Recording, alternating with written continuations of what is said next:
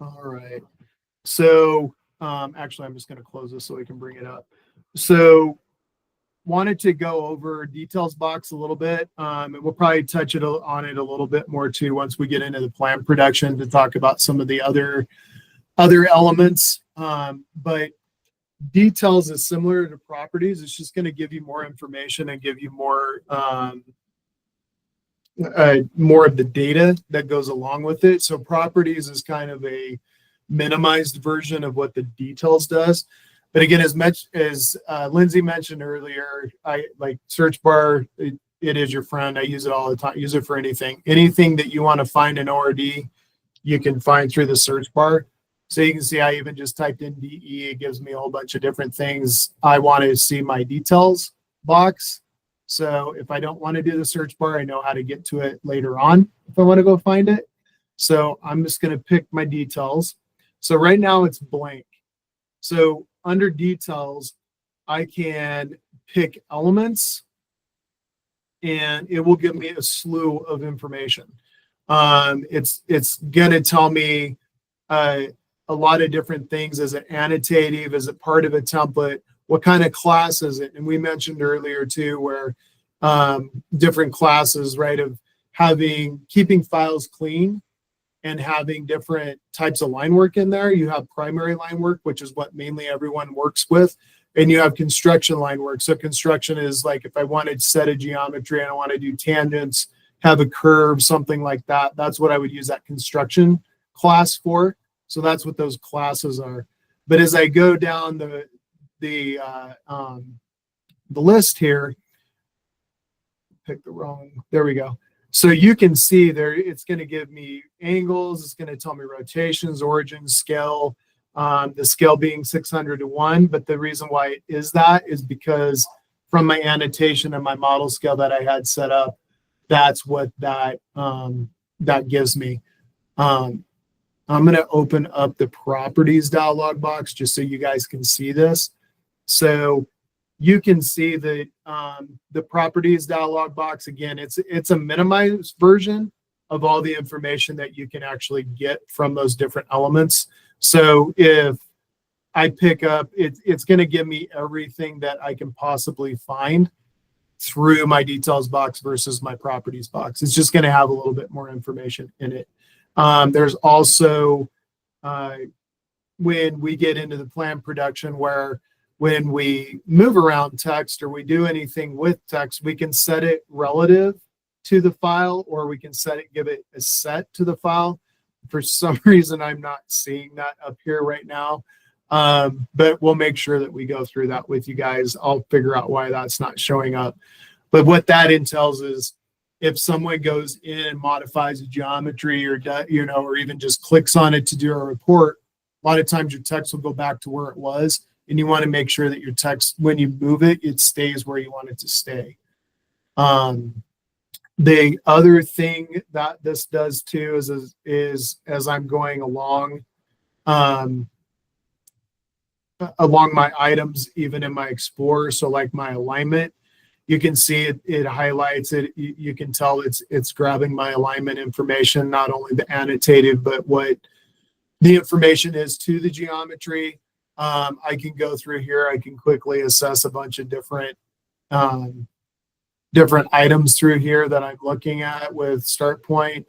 Again, it's just a beefed up version of properties box. There's some other elements that you can do that are in there. So it's one of those other tools, if you're not aware of, can be very useful. Select by attributes. So and I'm actually going to turn this off real quick. So in your default, when you go to your home button, and again, right, I know we didn't really touch too much on workflows, but right now I'm in OpenRoads modeling. Each one of these workflows has a different menu, has different ribbons, has different commands that are associated to that. If you're not familiar with that. So right now, OpenRoads modeling. So select by attribute. So if I want to come in and it's like, oh man, all my ticks are on the wrong level or they're doubled up, or man, I don't really want any of that.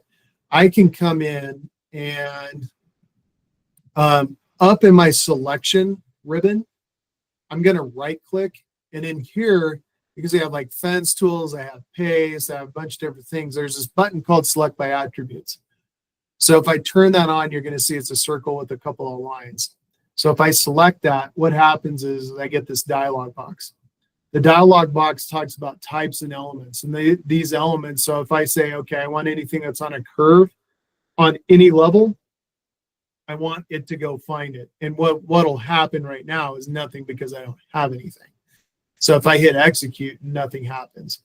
So instead, if I want to say, okay, I want text on any level, I'm going to hit execute. And it should highlight everything. For some reason, it's not. Oh, text node. That's why. Because these are text nodes, if I remember right, or cells. They're annotation cells. So I need to pick cell and hit execute.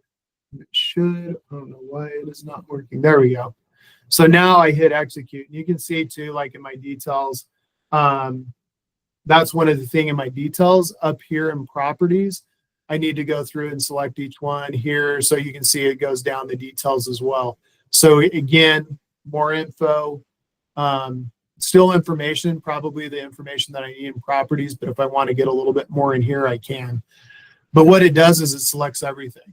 So if I want to come in and select everything, where this kind of comes in handy is it comes in handy a lot with cells. So like if they're not annotative, I want to change them to annotative, or things are mislabeled or on default or on a level that's not working. For instance, Gary, like the file you get from an AutoCAD file, if I get something in, it's like, man, that level is not showing up. It keeps putting it on default. I can execute that level and say, okay, I want it to be on this, and pick all those different cells or what I want to do. So once I have that executed, then I can start picking different commands. So again, I'm going to go ahead and hit execute. I'm going to minimize this. And then I'm going to pick a command of move. And what it's going to do is it's just going to grab everything. It's going to grab everything that I had picked on that level that I had picked to. So based on levels that I pick, so if I pick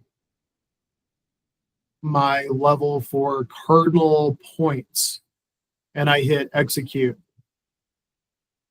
it's only going to pick up then my cardinal point station cells that I have. Same thing with lines. So if I pick a line, but I only have like shared cell picked, it's picking everything.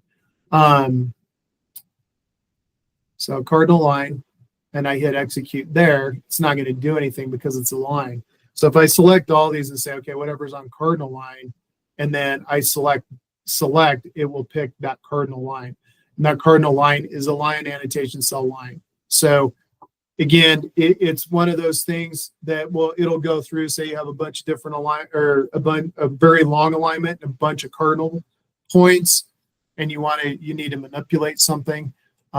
That's what this select by attributes does. So it comes in very handy to do multitudes of a bunch of different items together.